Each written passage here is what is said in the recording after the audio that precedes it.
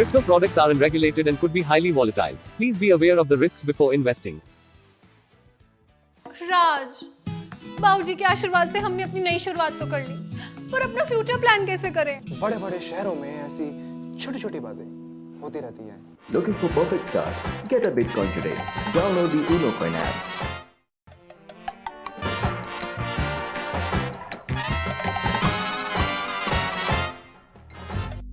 जब मैं तेरी उम्र का था ना, तो एक successful career, long term planning सब रेडी करके रख चुका था। और एक इन महाराज को देखो, पूरा दिन फोन में लगा रहेगा। दैट प्लानिंग तो मैंने भी कर रखी है, Unocoin के साथ। नए जमाने के साथ नई चीजें आजमाएं। Looking for Bitcoin? Download the Unocoin app.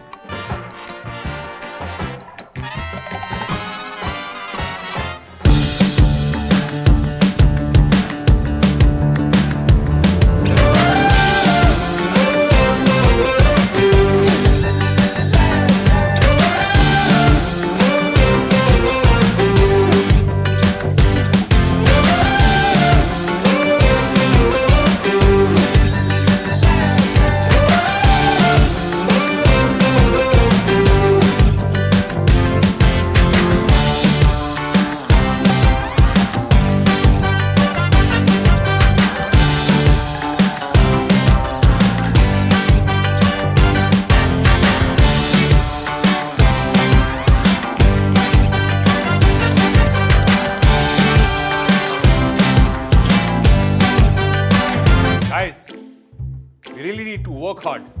This wasn't a good quarter. Tell me, are you happy with this? Yes! Unocoin. Want to earn Bitcoin? Just grab your phone and shake it. Download the Unocoin app.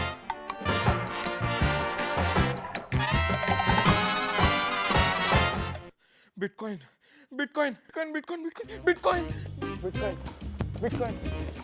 Get a systematic buying plan from the Unocoin app to get your Bitcoin today. Download the Unocoin app.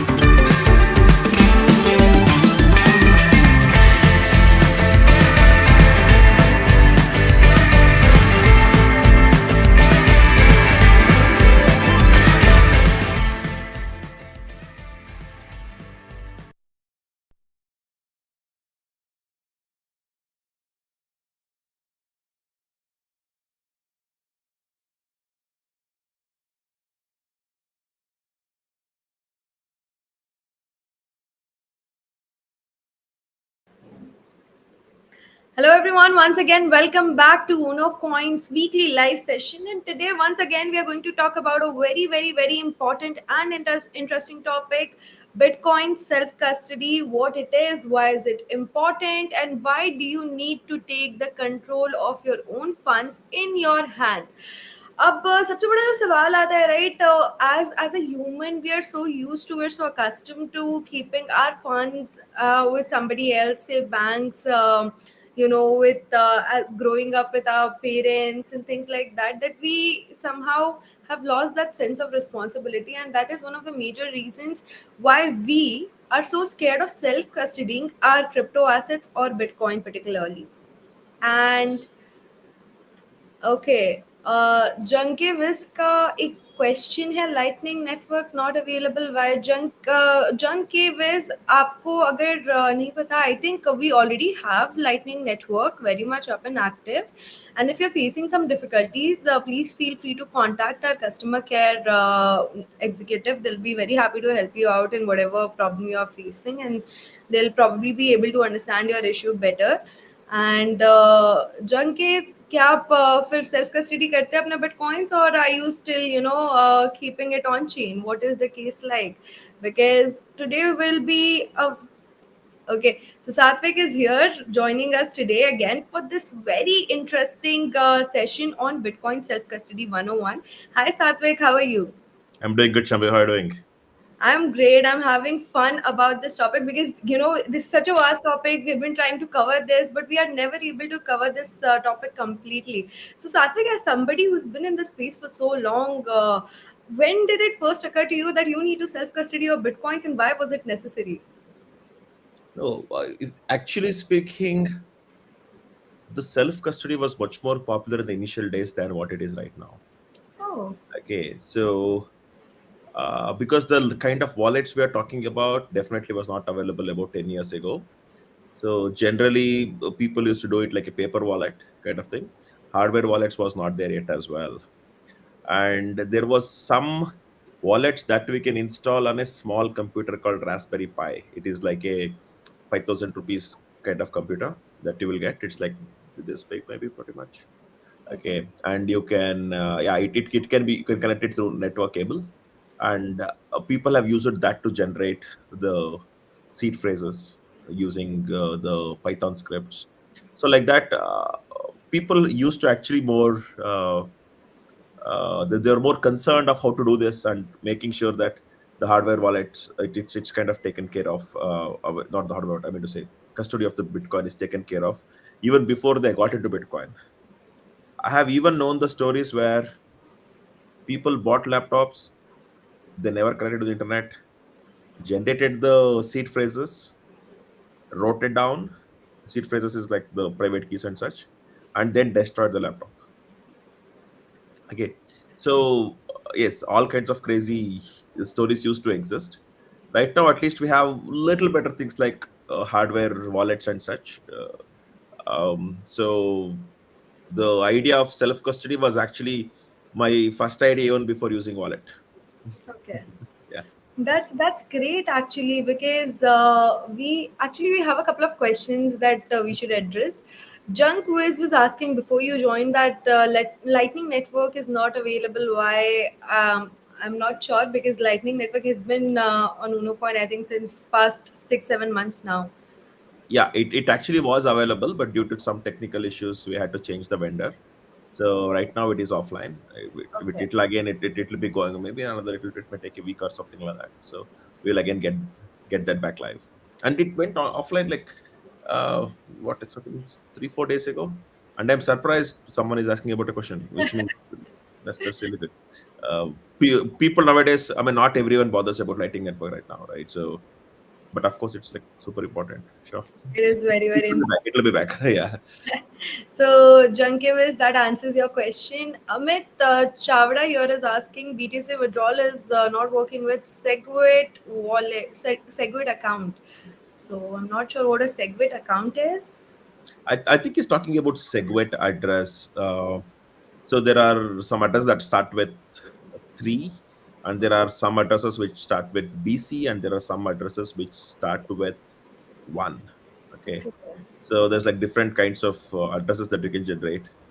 So the one with BC, I think, is what probably he's referring to.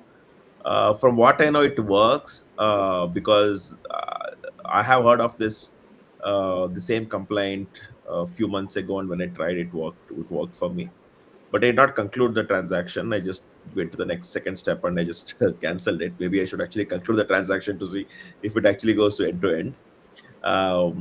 But yeah, so I mean, however, every wallet, whichever we are talking about, is capable of generating the normal Bitcoin addresses as well, like the legacy addresses, and there is another one. There is also there's multi-sig addresses which starts from 3 sometimes. So that should definitely work, and you will still be able to get the balance. But definitely, we will check at the Segwit native address. That's what they call it, which starts from BC, and we will check that. Okay, so I think Amit, that also answers your question. In case you're facing If you have any more questions, just let us know in the comment section. So, Satvik, there's a very famous thing in the crypto world called "not your keys, not your coins," and especially with the upsurgence of ETFs, you've heard this a lot. Now, how do we relate that to self custody, and what does that mean in essence for newbies out there? See, when it comes to the Bitcoin, or in fact for any crypto, for you to say you have it, um, so either it should be like it is held by you directly, or it should be held on behalf of you by someone else. Okay.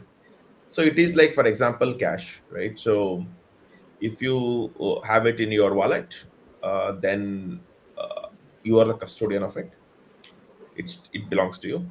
And if you have it in your bank, bank is the custodian, but it still belongs to you.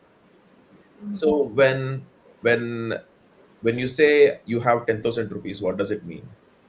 So it simply means you can spend it.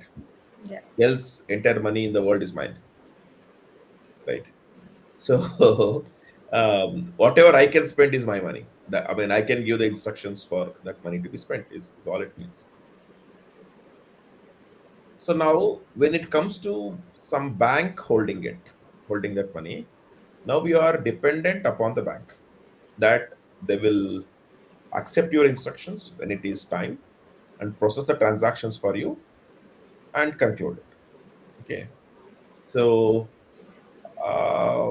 if whether the bank goes bankrupt, I don't know, or it could be a wallet company, like a lot of wallets that exist that you can install on your phone.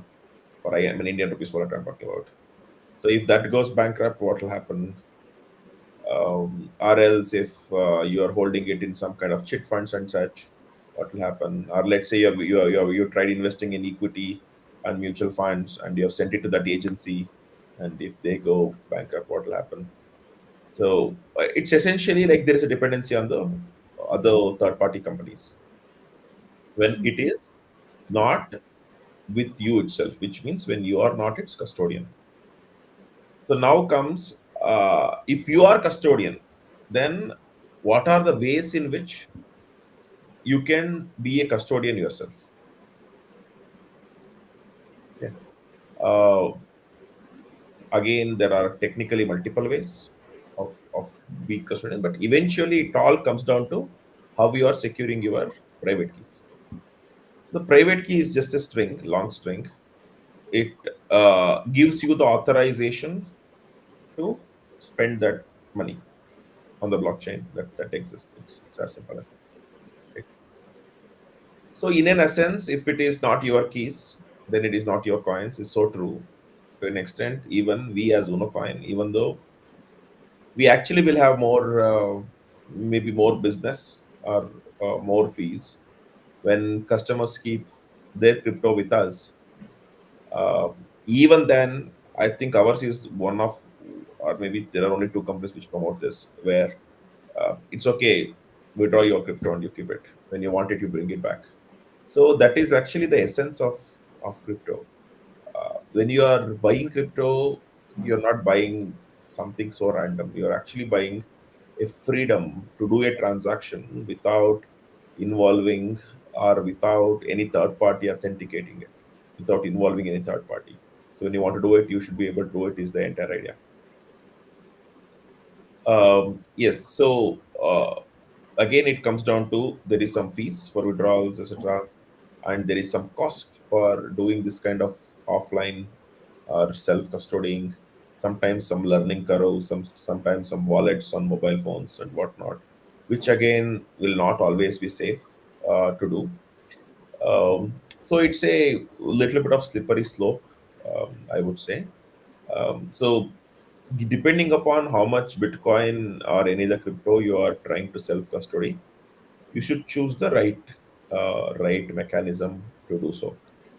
Um, and learning self custodying is definitely a very good thing when it comes to the crypto. It is just not about always connecting your MetaMask account to every website you find. No, that doesn't work that way. Yes, absolutely. In fact, as good as it is very complicated these days. In fact, I was surprised, Satvik, when you mentioned that earlier in those days it was more common than it is today. Because nowadays people are very opinionated towards not self-custodying it, given that they have lost their private keys, they have lost their phrases, and it's just very tricky for them. People are so scared of it. We'll come back to that, but we have a very interesting question here by Riaz. Riaz is asking, how safe is the Unocoin wallet? I have a physical wallet and an Unocoin wallet. What is your suggestion about transferring my coins to physical wallet? Okay, so when it comes to the safety at Unocoin, we actually keep more than 95% of the crypto funds that we hold on behalf of our customers in cold storage. And we usually use at least four kinds of authentication before we can actually spend any kind of money from that kind of self custodying hardware wallets that we use for self custody, right? So, and it also I mean, it's just a couple of the directors in the company who have access to it, which gives generally a peace of mind for people that, okay, if you're trusting them, you're trusting them, kind of thing. We still do not request people to trust us. Okay, so it again depends upon how much money we are talking about here and to what extent you're comfortable, just in case if it is lost also. It is not always true about how safe Unocoin wallet, as in like how safe their Bitcoin is kept. It's also about how safe you are keeping your own Unocoin account. That could, it could simply like some kind of OTP scams, or you using the password in the same password in multiple websites and some other website trying to get like that get hacked and your password gets exposed, your Unocoin account being compromised. So that those kinds of things could definitely happen as well. So which essentially means, let's say if I am bothered that if I lose this 1 lakh rupees worth of Bitcoin, it means a lot to my life, then I should take it off. So you decide to what extent um, you can take that kind of risk. So if you have physical wallet, it is still good. But if you are thinking of trading more frequently, it is not worth the fees that you will have to pay for the mining of the transaction from physical wallet to Unocoin wallet. But if you are not thinking of selling it at least for 6 months or something more than that, generally it is good idea to or take it to physical wallet. I think when you say physical wallet, we are talking about hardware wallets, I guess. So if you have already one, you already have one. So I would recommend, if you are not bothered about the fees, you should take it off. And another thing I've learned is, from my various experiences, wherever I have tried to do any kind of trading and have tried my best to save the fees, I have suffered more loss. That is truth. Okay. So because you might have taken that chance maybe 10 times, 20 times, where okay, let me try to save that fees. Why? It's okay, kind of thing. But in out of 20 cases, even if one case actually goes against the way you're thinking, it will happen. You will lose it, and that usually will be worth way more than the fees you would have paid for 20 times. So uh, I would suggest don't bother about the fees, but still fees is money. Up to you. If you just make your mind free from the fees and say that okay, it takes its money to safeguard it, just do that. I would suggest that way. That's actually an amazing thing to do, because Riaz, trust me, not every other crypto exchange out there is doing it. And, it's also a very interesting thing. I've been reading these articles from the time that Bitcoin came into the picture, then Litecoin and Ethereum. And there's always this thing, you should always buy your Bitcoin from place and self custody it. If you're not able to do that, that is a problem. I mean, you need to, that is the whole point of Bitcoin. You need to hold your own money. You need to take the responsibility. It has to be decentralized.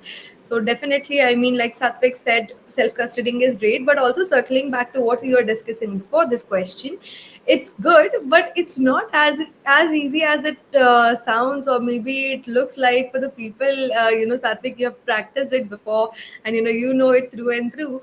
But the people coming now into the race are mostly lagging behind in multiple directions because they are just too afraid. First of all, they're too afraid because us people, as the people of digital age, we have stopped keeping money with ourselves. Even we carry very less amount of cash, right? We have all of it in our bank account so that we don't have to bother about it. So for some reason there's this skepticism, and to what extent is it legitimate to think in that direction? And for somebody who's just starting off, what is the easiest way to self custody bitcoins? Uh, there are two aspects here. Easiest way to self custody, and then easiest way to use it, and also the costs associated. Okay, so there are options which just cost you like a printout, which could be like 1 rupee, and there are options which could cost you about 20,000 rupees also. I have actually not seen any option more costlier than 20,000 rupees so far when it comes to self custody yet. We may have someday. Okay, so for someone who has a little bit of technical knowledge and are fine to experiment once or twice and have the open mind of sending, okay, let me send 0.0001 Bitcoin at least, make sure that it is working and then use it. How do you know it's working is when you actually use it and you're still able to take it out. Okay, so sending it in, and if it goes in, goes into it, that does not mean you're successful in self custodying. You should have tried in multiple, and you should definitely be able to use it. Okay, so it could be really like very very easy mechanisms. Okay, so I just took a couple of printouts here, one printout that I can just show you. Okay, so this is a very popular website called bitaddress.org. Okay, so I'm showing a both private and I'm drawing this paper. It doesn't mean anything, it does not have anything. Okay, so this is only for demonstration purposes I'm showing it. Okay, so here whatever we see, this is called public key. We can see it below here. This is the address. Okay, and this is a private key, which is actually a secret. Okay, so you essentially can just go to this bitaddress.org. Okay, so there you just move your mouse to add some randomness to the CPU so that it generates the private key as much random as possible. It uses its randomness, but along with that, you doing the mouse movements or doing any kind of keyboard or key presses, etc., it actually adds more randomness to whatever the random generation mechanism that's already working. Okay, so you after that you will see this. Okay, so which is just a calculated version of the random things that got generated and whatever you were able to add. We call it as an entropy. Okay, so now I can actually send Bitcoin to this and then preserve this paper. Okay, so if I preserve this paper in maybe like a locker or something like that, all it needs for someone to use this Bitcoin is again getting this paper and using this private key. Okay, and we can generally keep this for how much ever long we want. People who have done this 10 years ago as well hold it even today, and it's like a safe mechanism. This is a good mechanism if, let's say, you have a locker in the bank, and just in case if you cannot access it someday, you will always have someone trusted to access it and even give it to your family for whatever reason. Okay, so they should be able to use it. So this does not have anything more to what is actually seen here. If someone gets it, they can use it. There is nothing in between, no one, nothing in between. So, okay, so this we just call it as a paper wallet. It's like easiest way. So when it comes to the paper wallet, another thing people also have used is something called a brain wallet. Okay, so they just randomly remember a string through which they'll be able to generate this kind of private key and public key. Okay. So it can be as simple as saying, I was having a Bitcoin self custody session with Shambhavi on 14th of January, and Shambhavi was wearing a white dress. So someone guessing that kind of string maybe with some kind of self custody, you have some hyphens there, and after the white dress, you may put some exclamatory mark or something like that to make it even more like passwordish. So now, someone guessing that kind of string is extremely tough. Okay, and as long as you remember that string, you'll be able to generate the same private key millions of times. Like same private key gets generated. Okay. For that as well, you will go to the same address, bitaddress.org, and you have something called private wallet there. That essentially is a way to remember. This is too tough to remember. Like just imagine L29 and I'm like, nayo pa. Exactly. It's a very interesting way, actually. Sure. So yeah, this is actually the safest. I mean, this is the cheapest way. How safe it is depending upon how safe you preserve it. This is like money. Yeah, this is like no other thing. This is like a bunch of currency notes. You can just think in that way. How much ever money it is. However, you preserve currency, you just preserve this. There is, if you lose it, someone else has it. It's as simple as that. You can just print like 3 or 4 copies and keep it in different places. But even if one copy gets compromised, all copies are gone. I mean, money is gone. Kind of thing. Okay. So yeah, this I would say is the cheapest way to again talk about a few other different mechanisms, right? So I have another wallet here. They are called CypherRock. Okay. So sometimes I advise them on the product as well to give them the feedback whenever they launch new versions, and they usually send me a free version to test it. Okay, so it just looks like this. So it's like one device that you actually connected through the USB-C cable to your computer, and then there are 4 cards. This is very similar to your chip-based credit cards. Okay, so and, these right. Okay, so there's like 4 of them. Um, so this essentially is like 5 pieces, like 4 plus 1. And when you create a private key using this device, uh, the private key is divided into 5 different pieces and stored in one each. So 1, 2, 3, 4, and 5. And you will just need 2 of the 5 to do a transaction. Okay. So if you are keeping five things in different places, if one finds just one of them, then the transaction cannot be done. They at least have to find either 2 of them like this, or one of this and one of this. Okay. Okay. So this pretty much costs about 10,000 rupees plus minus, I guess. And this is by an Indian founders. So this will, and there is no other hardware wallet where I have really seen. There are a few, I think, because they were mentioning about some competition, but not popular enough, I believe. So if you want multi-signature based wallets, this is like really good. So this actually comes with a very cute joystick.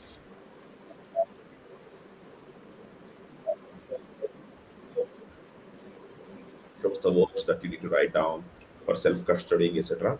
And this actually can hold 4 different wallets. I'll tell you when I say wallet what I mean. Okay. So 4 different wallets. Okay. So then, when I'm talking about generating a random private keys and such, a lot of these do something called heuristic address generation, which usually comes with a seed phrase of about 12 words or 24 words. So, and those 24 words usually should be like written down. Okay. So once it is written, that's like a backup for these kinds of addresses that we get generate. Okay. And then how safe will you keep those 24 words, or 12 words, 24 words? That's also a big question. For that, again, there are different solutions available. So one of the solution actually looks like this. This is like a steel case. Okay, I've just taken a printout of it. So essentially, they give you this empty steel case, and they give you a lot of every letter, like a huge bunch of S, huge bunch of D, huge bunch of C, like that.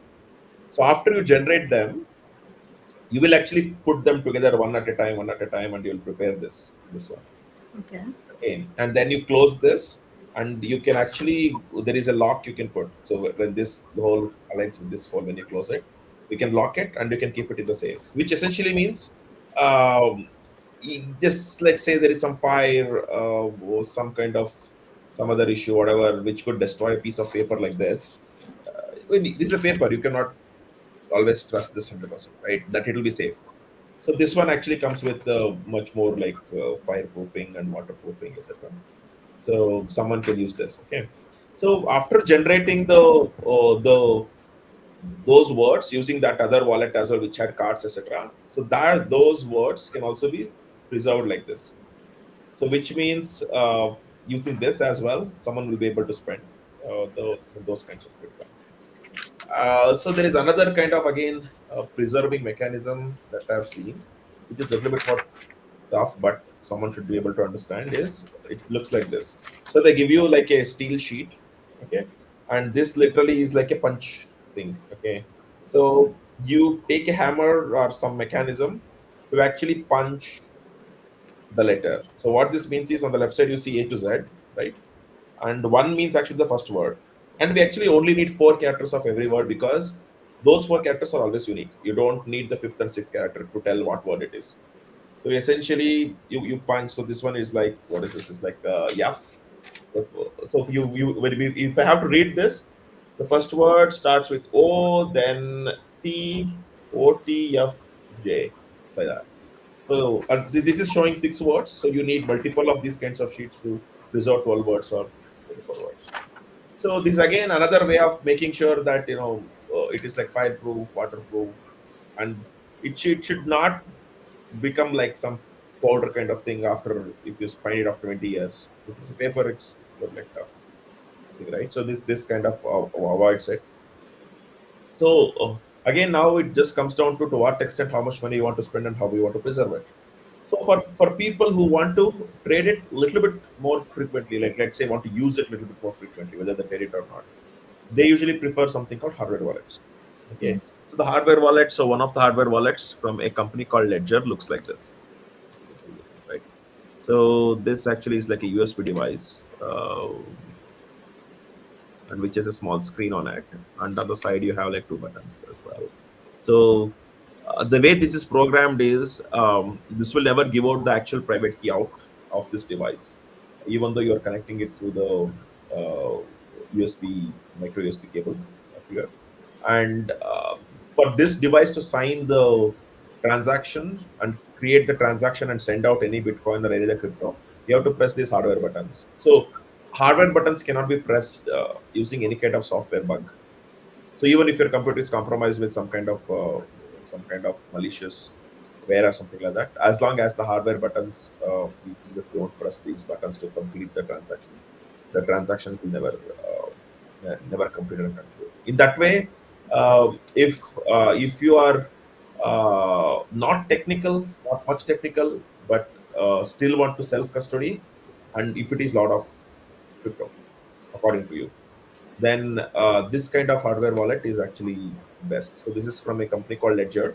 There is another company which is called Trezor. Even they have a really good device that one can use. Let's see what else I can show you here.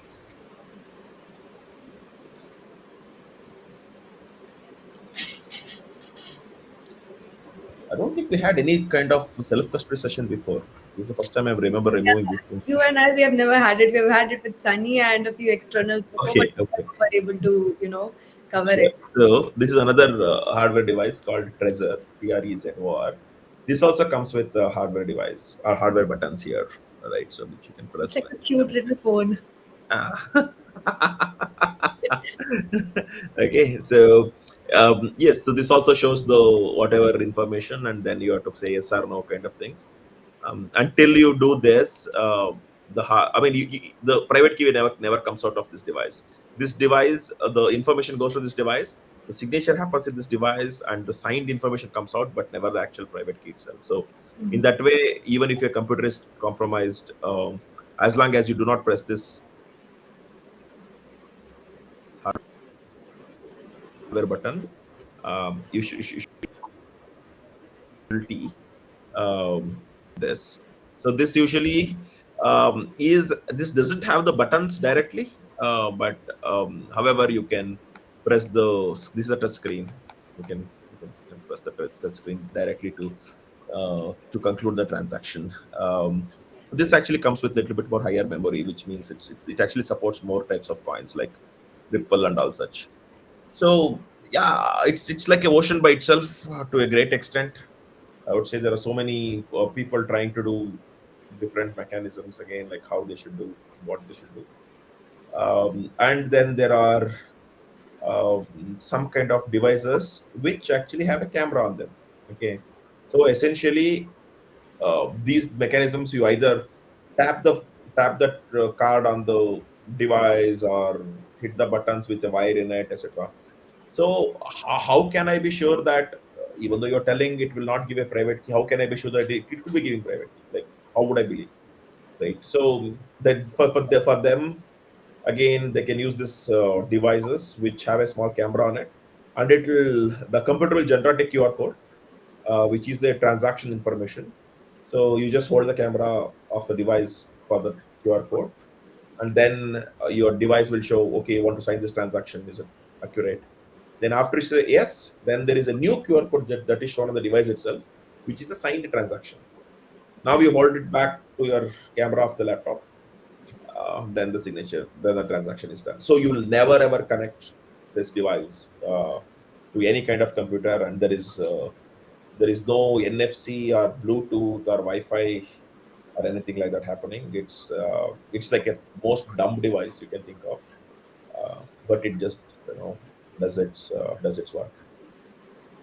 So I think these are the different mechanisms generally people have used to do the self custodying. When it comes to let's say do something more like offline transactions to a great extent.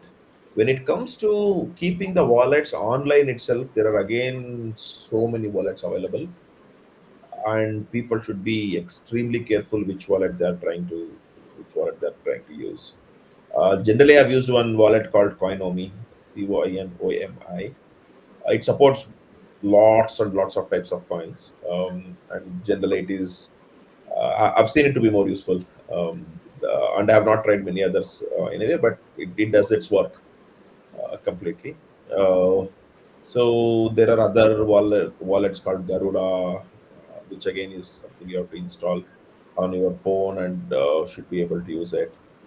Um, but you should actually be worried that the wallet provider can know your private key. It's like you're trusting them. Okay, so because you have not really read all the code yourself, and you're not compiled the app yourself, you don't know what is there in it. And maybe the wallet app itself is good, but some other app in your mobile phone could actually be reading these private keys from the wallet app. So that's also a possibility. So if you ever take that approach,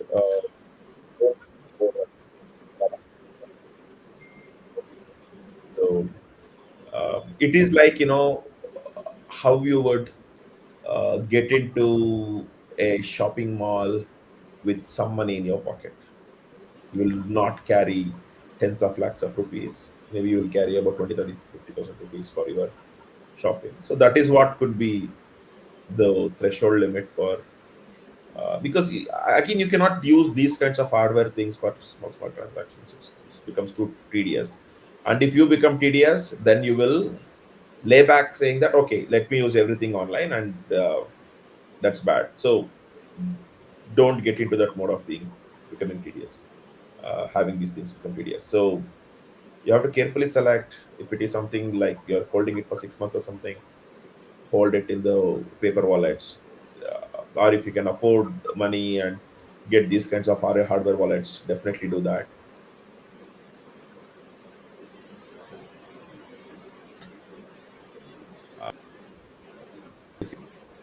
You're keeping in your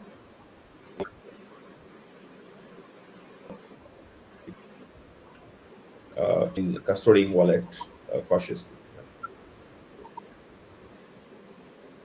I think I lost you there for a minute, Satvik. Now you're back. But I missed what you said. But it's fine. I mean, So I Satvik, was just saying that choose your wallets cautiously. how much money you can afford for the wallet, and how much wallet you can afford to lose. That's how it matters. I mean, if you have a good amount invested in it, then sure, it should not be a big problem to invest a small little amount in these wallets and get your assets that is a much bigger amount to a safer haven, and keep them properly for years to come. But Satvik, very interestingly, I'm intrigued by your wallet collection, and especially the ones that you got as a gift. I'm sure people must be waiting for a giveaway from your side. No, beautiful collection, 100%. And it's such an insightful thing to know about all of these wallets. But what also brings me to this question, despite us having two more questions here in the comment section, but just to, because you mentioned it yourself that it's going to get tedious for regular transactions, right? And like, how do we solve this problem? Because if, of course, storing it safely is a little complicated. We can store it, we can keep it in our safe and forget about it for years, and just leave it be there until there's certain need to use it. But in the future, say 40, 50 years down the lane, people are actually looking at Bitcoin as a medium to transact in. So at that point of time, wouldn't it be too complicated to utilize hardware wallets and means like these to transact? Okay, so when you have a lot of money, like how you will not keep it in the wallet, but instead you will either keep it in the safe in your home or safe in your bank locker, actually keep it in the bank account itself. So you should take that pain of keeping it cautiously safe, right? Just because it is easy does not mean you carry all of it around. So here also the same thing applies. If you need to keep it in the safe in your home, yes, the safe may cost about 20,000 rupees or 20,000 rupees, whatever it is. So now you think about how much money you are keeping in it. You will not buy a safe of 50,000 rupees to just keep 10,000 rupees in it. It will be like a little bit stupid. So it's obviously the first thing that comes is common sense. Learn about it. What are the different ways that of custodian is possible? Then choose what way you want it.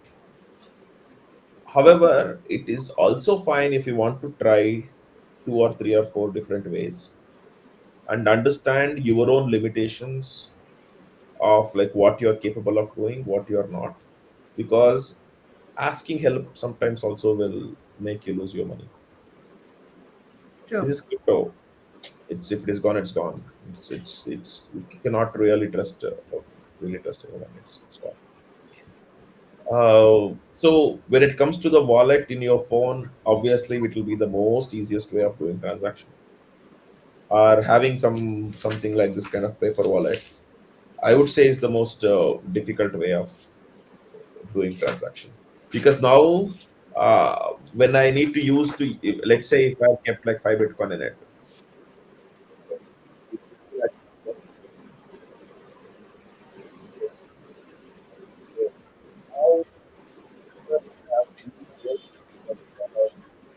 Satvik, I think we can't hear you. let me see if we can change my.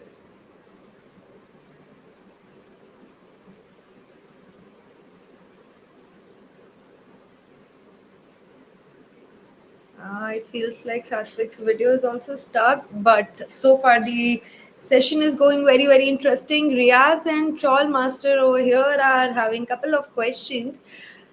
Riaz is asking, Madam, is there any limit on transfer of Bitcoin from an external wallet to Unocoin? So, if from an external wallet to Unocoin, I don't think there should be a limit, but Satvik will be able to answer this question for you better. Trollmaster is saying, is there a reason why Unocoin does not allow BTC withdrawal to native SegWit addresses? Okay, Is it better now? so yes, much better. Okay. Um, sure. What were I think I The lost the paper plot. What wallet was the and the question? transaction through it. Yeah. So now, if you have, remember, if you have kept about few more than a few Bitcoin, and it could be that you bought this Bitcoin when it was 10,000 rupees per Bitcoin. At that time, it was 50,000 rupees. You did not bother. You safeguarded it. Luck was on your side.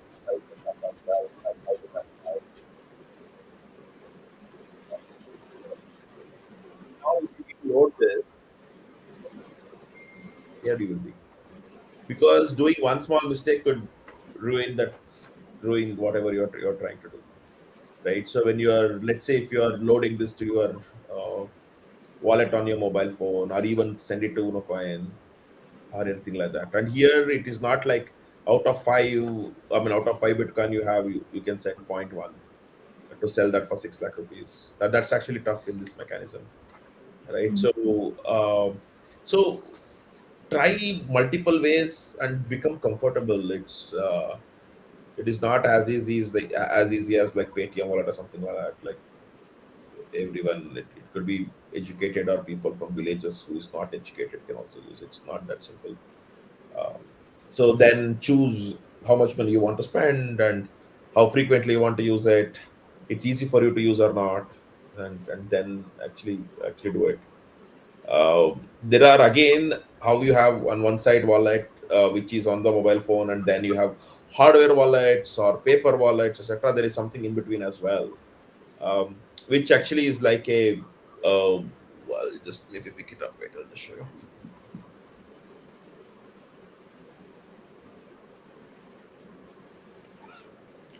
Satvik is putting in a lot of efforts to explain you guys about self-custodying and wallets and understanding different kind of wallets. I'm sure this is going to help you guys a lot. Let us know what you think and what you learned from this session at the end of the session as well. Okay, so this is a company called Arculus. Okay, so what these people have done, again, interesting. They have coded this card itself with a technology called NFC, Okay. where it's the same technology we use it on the like tapping The debit card things. Yeah, yeah, yeah. It's the same. It's like the near field card. It's just a protocol for communicating the thing. Okay, and the private key actually is encoded in this one. Okay, and the beauty of this is you don't need a separate device to tap on this. You can actually use the phone. okay. Okay, so you initiate a transaction here on the phone normally.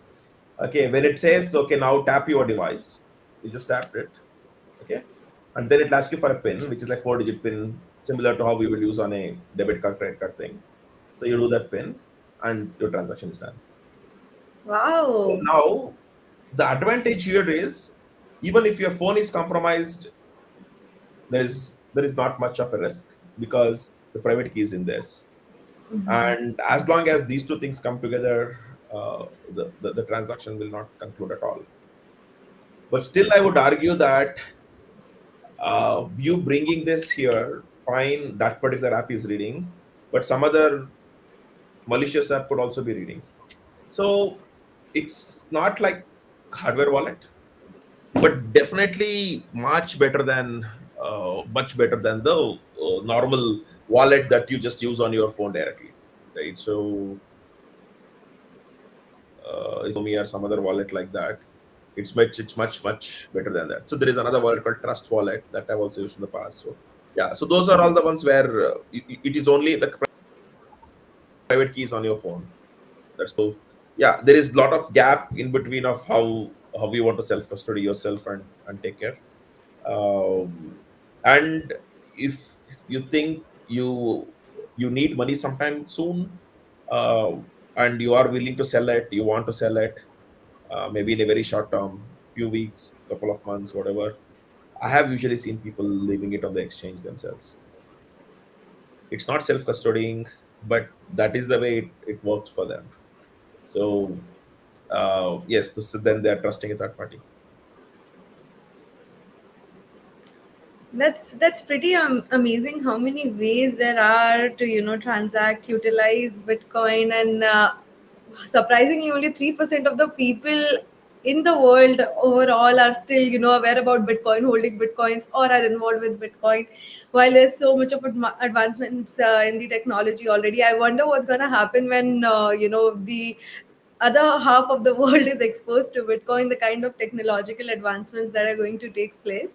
So we have a couple of questions over here, Satvik, by Rias. Rias is asking, is there any limit on transfer of Bitcoin from an external wallet to Unocoin? No, there is no limit. Okay. You can transfer whatever amount of Bitcoin to Unocoin. technically it cannot even be stopped. When you give a Bitcoin address, you cannot tell, look, you can only send 0.001 Bitcoins. That doesn't work that way. If you send 100, it still goes into. Okay, so Riaz, that answers your question. Troll Master here is asking, is there a reason why Unocoin does not allow BTC withdrawal to native SegWit addresses that start with BC1? Yeah, I think we got another question about the same as well. Sure, we will check. We'll check that and figure out how to make that work. We are as a crypto company, we are actually needed to support all types of addresses. But sometimes there'll be some technical overheads which we may not be able to achieve in time, and sometimes we will that kind of goes out of track when that is not a request from our customers, because if it is not being used here much, then why bother, kind of thing. But yes, now that it has popped up, we will see how we can support it for sure. Yes. Okay, Troll Master, that is the answer to your question. Now, Satvik, time for a myth buster question. Now, with self custody and the current regulatory system in our country, when I think it was earlier this year when all the other exchanges, the overseas one, cracked down by the FIU, Mm. and most of the Indian exchanges that do not allow crypto withdrawal were being questioned about this. So there was a lot of speculation. I heard major crypto influencers speak about that. I heard a lot of people speak about it, saying that the government does not allow self custody, or it is somehow associated to some sort of illegal practice to self custody bitcoins or crypto at that, because you get to escape taxes of sorts. So how far is this whole thing legitimate, and how far is this made up? See, I don't think government have a proper um, the we call it as a SOP, which is like the written statement of how something should be done, right? So I don't think they have that for custodying Bitcoin or cryptocurrencies yet. So it depends upon some kind of officers, whoever are doing it. Either they could take maybe some kind of ledger, trezor, and whatever, try to do. But the tricky parts there is, um, it's not. See, I'll tell like what's the difference between, let's say, custodying gold and custodying Bitcoin. Okay. So when they are custodying gold, because it was confiscated for whatever reason, so they just do it, put it in a box or in a room, put a seal on it, be done. Okay. So now imagine if you're doing that with a, say, a treasure, a device like Glacier, a treasure, and you will create the backup seed and everything, and then you keep it in a locker, lock it, all good. But now just imagine if that officer also kept a copy of it externally. So, and these things sometimes will be there till the trial in the court is over. Some verdicts has to come out. Some kind of usually convictions and all such. Sometimes it could take 3 years, 5 years, 10 years. And if no one is tracking those addresses, if that officer or whoever actually got an access to it, they could, all they need to take is maybe take a photo of it. They don't even need the actual seed phrase, right? And use it, then like who is responsible for it? So we don't have the proper procedure, statement of procedure, like how exactly it should be done. So that actually makes it quite complicated, and in fact we have actually helped some of the government agencies to get custody the cryptos in the past as well, because at least I mean they can hold us responsible if something goes wrong. If an officer does that, then it's very likely that the officer, superior officer, also have access to the same information. Then the ministry will have access to the same information. So if I mean, how do you know who do anything kind of wrong thing on it, right? So it's too tough to tell who did it wrong, who did wrong. So it's not like gold. If you take gold, then gold is gone. You'll say, okay, who have access to the gold, you are supposed to be, right? But here you will, it's way too tough to know who took the photo of it. Right? Yes, because of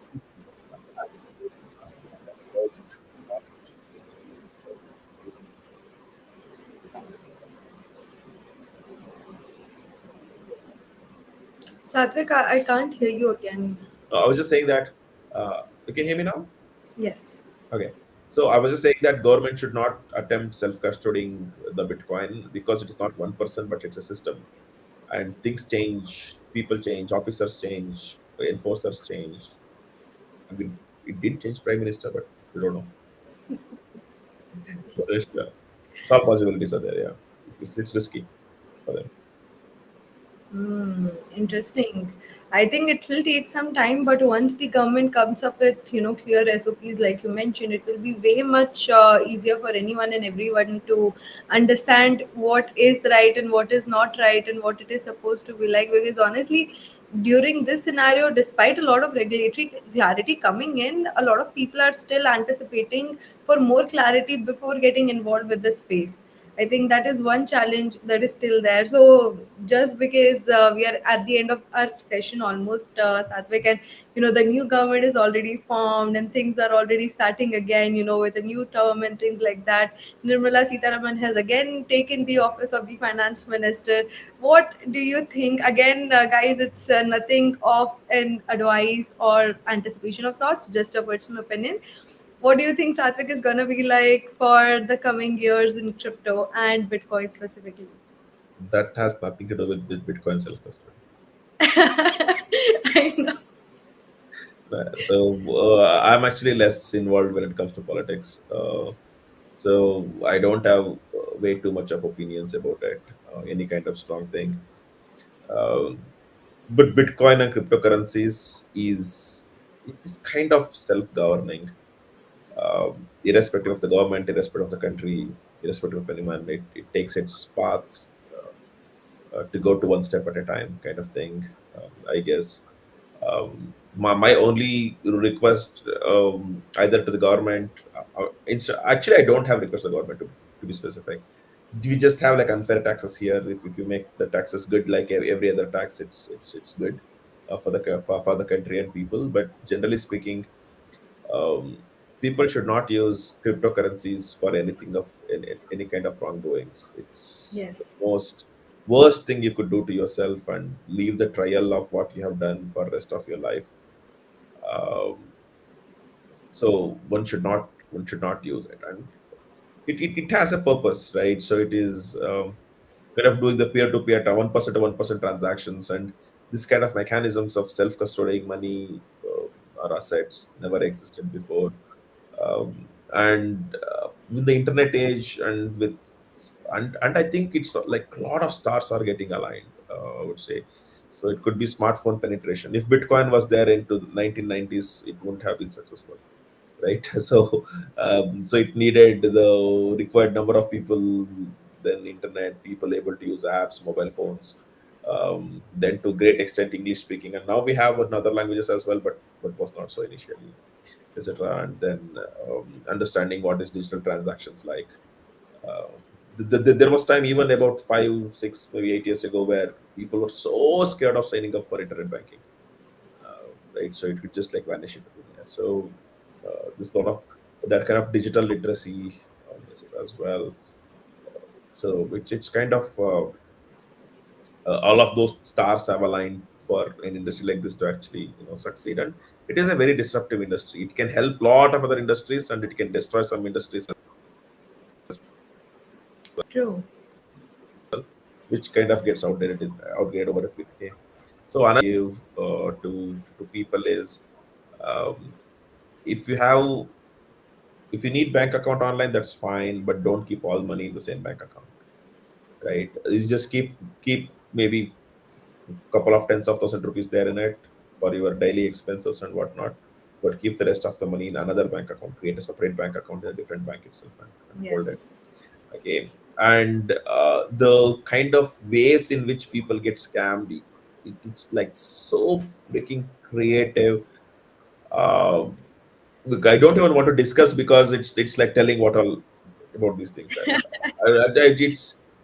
it's like telling how someone is committing a murder without. So why I also say that is, let's say if someone has different company and you are in that kind of plan, not affect your life, lifestyle, etc. And if you are required to actually go write a check, write a NEFT form, fill it up, give it, there is so much of time for you to think, okay, am I doing it right or not? But that doesn't exist if you're just putting your UPI pin. Okay, you just do it like done. Just like with it, between you choosing to do and you being done with the transaction, if it is like 10 seconds, it's bad. And that is exactly what these kind of scammers will bank on. That's exactly true when it comes to Bitcoin as well. If it is tough, it is tough. TK, let it be that way. Um, no one is getting spared from these kinds of scams. Whether you dodge it or become a victim, it is different. But at least you definitely are getting targeted. It is as simple as something getting a phone call saying in half an hour your mobile phone gets disconnected, or given your subscription, press one to talk to your agent, and that guy will take his own long story of how he wants money. So it could be as simple as that to there are scams that is happening saying there are custom officers, uh, some kind of whatnot. So FedEx scams. OTP scams. And Yeah. I think it's only getting creative and creative, right? So why this kind of self-custodying, even if you make it little tough, is helpful is, so let's say if you create this whatever devices, like Trezor or whatever, right? So go keep it in the bank locker, it is fine. Okay, when you decide to use it, go to the bank. I know it's little trouble. Uh, Open the locker, use it. So you at least are cautious and know in your brain what you're trying to do. If you just keep it like so handy, you holiday is, oh, okay, this I'm doing it, and then done. It's like it's a matter of a minute, it's done. So don't keep your lot of money easily accessible. Um, Anyone is a target, anyone can be a victim, and when it comes to money going to another bank account from a bank account itself is becoming untraceable nowadays. And then crypto is even more tough. Don't lose don't lose your hard-earned crypto and screw up your lifestyle if it matters. Exactly. It's your hard earned money, and it's important for all of you to understand the importance of self custody. We hope this session was helpful. Do let us know in the comment section how you felt about it, what all you learned, and if there's any more questions that you would like us to answer, please drop it in the comment section. Hopefully, Satvik, because this was so interesting, and since we have covered the basics, the little more advanced stuff that I've already prepared, I'd be booking you again sometime soon for another section on self custody. It was an amazing session, truly. Thank you so much for your time today. No, thank you. Thanks for the